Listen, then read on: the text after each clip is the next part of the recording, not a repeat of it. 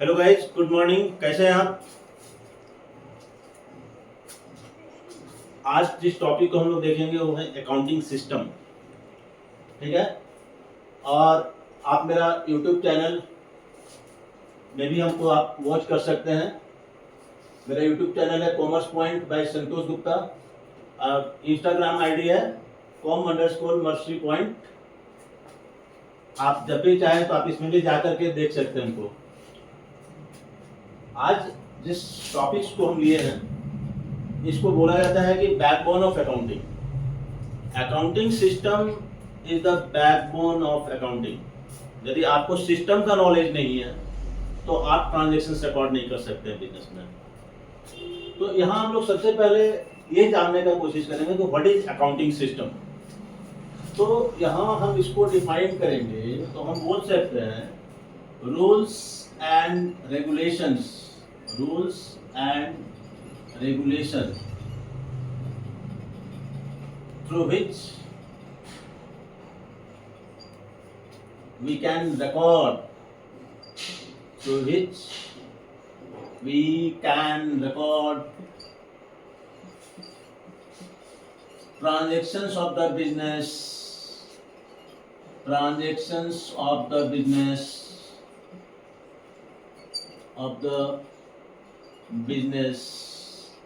in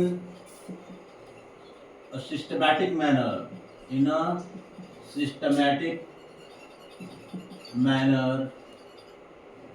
is called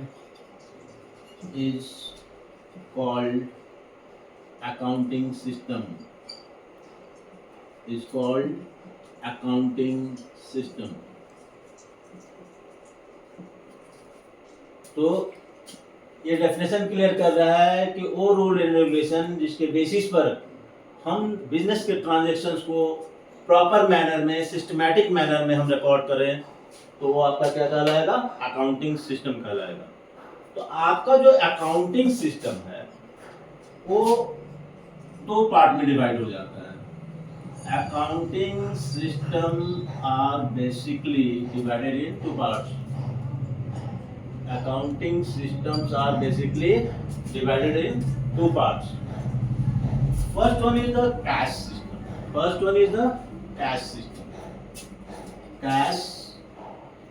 system.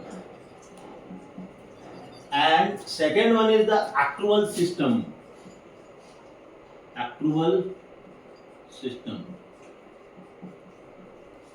इसको हम बोल सकते हैं cash basis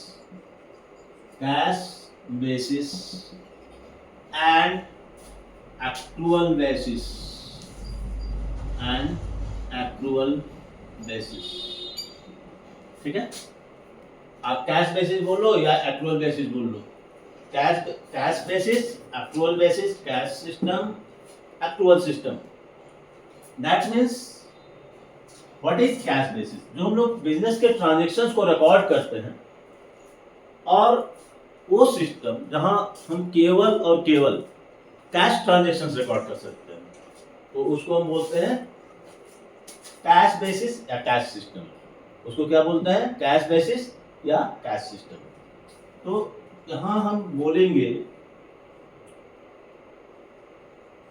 cash basis records only cash transactions.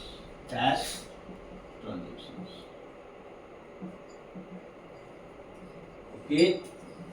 Whereas accrual basis records cash and credit transaction both.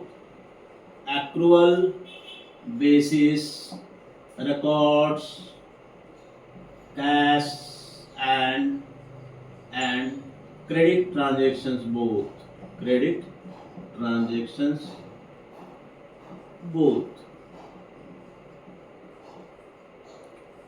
Clear?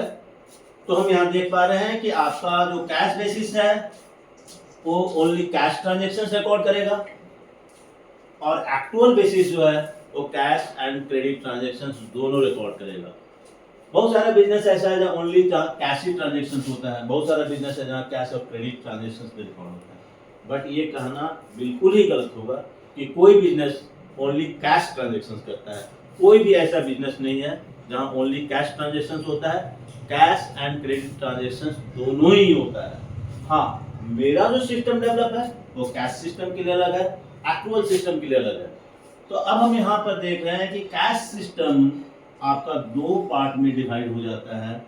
और सबसे पहले हम बोलते हैं उसको Indian accounting system. Indian accounting system. और सेकंड होता है cash system itself, cash system. ठीक है, ये दो पार्ट में डिवाइड हो गया। इन द सेम मैनर आपका जो एक्चुअल सिस्टम है वो भी आपका दो पार्ट में डिवाइड हो जाता है। और एक को हम बोलते हैं single entry system, single entry system, और दूसरे को बोलते हैं double entry system, double entry system.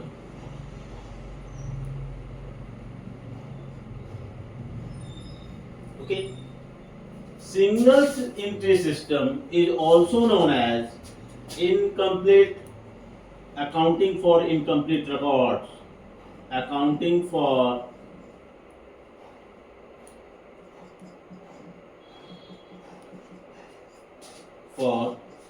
incomplete record।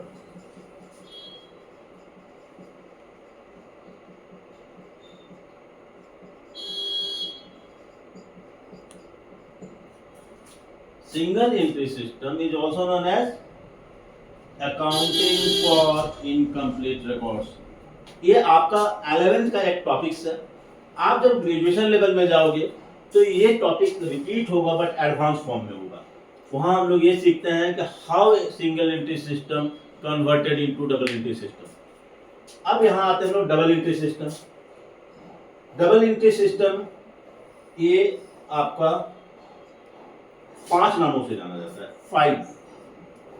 इसी को हम लोग बोलते हैं डुअल एस्पेक्ट। क्या बोलते हैं? Dual aspect.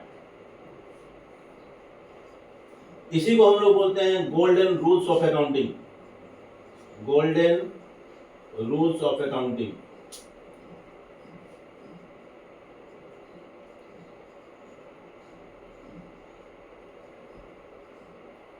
इसी को हम लोग बोलते हैं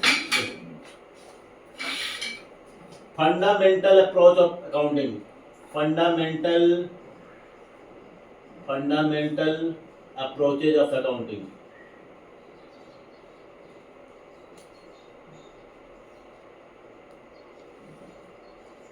इसी को हम लोग बोलते हैं traditional approaches of accounting, traditional approaches of accounting.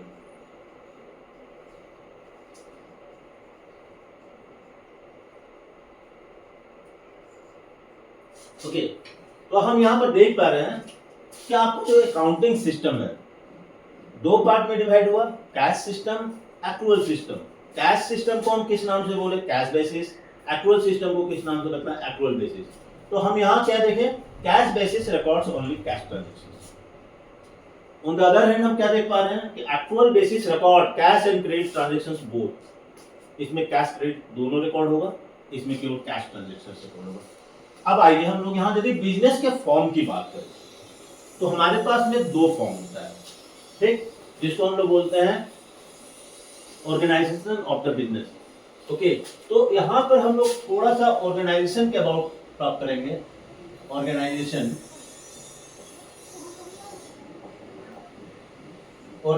को हम लोग एंटिटी भी बोलते हैं। क्या बोलते हैं? Entity, ENTITY, entity. या इसको हम लोग कंसर्न भी बोलते हैं, CONCERN, कंसर्न।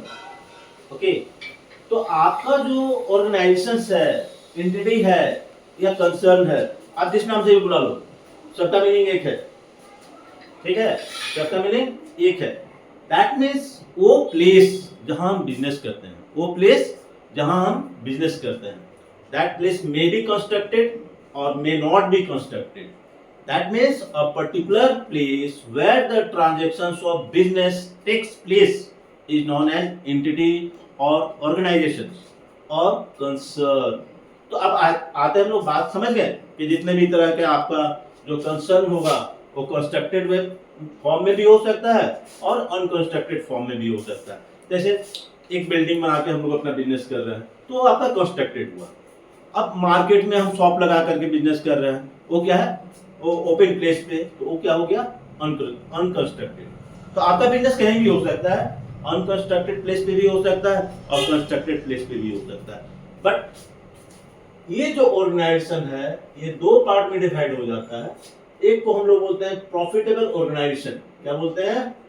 Profitable organisation. और एक को बोलते हैं non profitable organisation. Non profitable organisation. तो देखिए, प्रॉफिटेबल ऑर्गेनाइजेशन बोलने से ही पता चलता है कि ये प्रॉफिट के लिए, मतलब उस तरह का बिजनेस हम प्रॉफिट जनरेट करने के लिए कर रहे हैं, जिसका मोटिव प्रॉफिट जनरेट करना है, उसको हम क्या बोलेंगे? Profitable organisation. अब जिसका मोटिव प्रॉफिट जनरेट करना ही ओनली नहीं है, जिसका मोटिव अपने सोसाइटी को सर्विस प्रोवाइड करना भी है, उसको हम बोलेंगे नॉन प्रॉफिटेबल ऑर्गेनाइजेशन। तो यहां हम लोग के पास में ये समझ गए कि ये प्रॉफिट मोटिव होता है। ये क्या होता है? Profit motive. और प्रॉफिट मोटिव तो होता ही है। देखिए, बिजनेस कोई भी हो, चाहे वो प्रॉफिटेबल और नॉन प्रॉफिटेबल बोलने से नहीं होता है। यदि हम स्कूल चला रहे हैं वो नॉन प्रॉफिटेबल बिजनेस है, क्योंकि वो ट्रस्ट के थ्रू या और किसी के थ्रू चलता है, ठीक है। तो ऐसा नहीं कि वहां प्रॉफिट जनरेट नहीं होता है, बट उसको हम लोग सर्विस मोटिव बोलते हैं। क्या बोलते हैं? Service motive. तो जो आपका नॉन प्रॉफिटेबल ऑर्गेनाइजेशन होता है उसको हम लोग बोलते हैं कि सर्विस मोटिव होता है। क्या होता है? Service motive. ये हम नहीं बोलेंगे कि यहाँ प्रॉफिट जनरेट नहीं होता है, यहां भी प्रॉफिट जनरेट होता है, ठीक है। तो इसके अबाउट थोड़ा सा अभी हम लोग और डिस्कस कर लेंगे, बट अभी हम ये समझ ले कि आपका ये जो सिस्टम है वो किसके लिए। तो आपका जो इंडियन अकाउंटिंग सिस्टम है वो प्रॉफिटेबल ऑर्गेनाइजेशन के लिए है। किसके लिए है? प्रॉफिटेबल ऑर्गेनाइजेशन के लिए। कैश सिस्टम जो है वो आपका नॉन प्रॉफिटेबल ऑर्गेनाइजेशन के लिए है। नॉन प्रॉफिटेबल ऑर्गेनाइजेशन के लिए।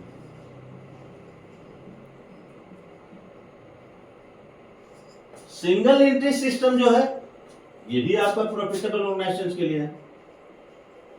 प्रॉफिटेबल ऑर्गेनाइजेशन के लिए।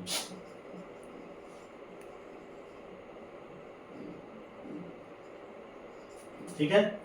आपका जो डबल एंट्री सिस्टम है डेफिनेटली ये भी आपका प्रॉफिटेबल ऑर्गेनाइजेशन के लिए। किसके लिए है?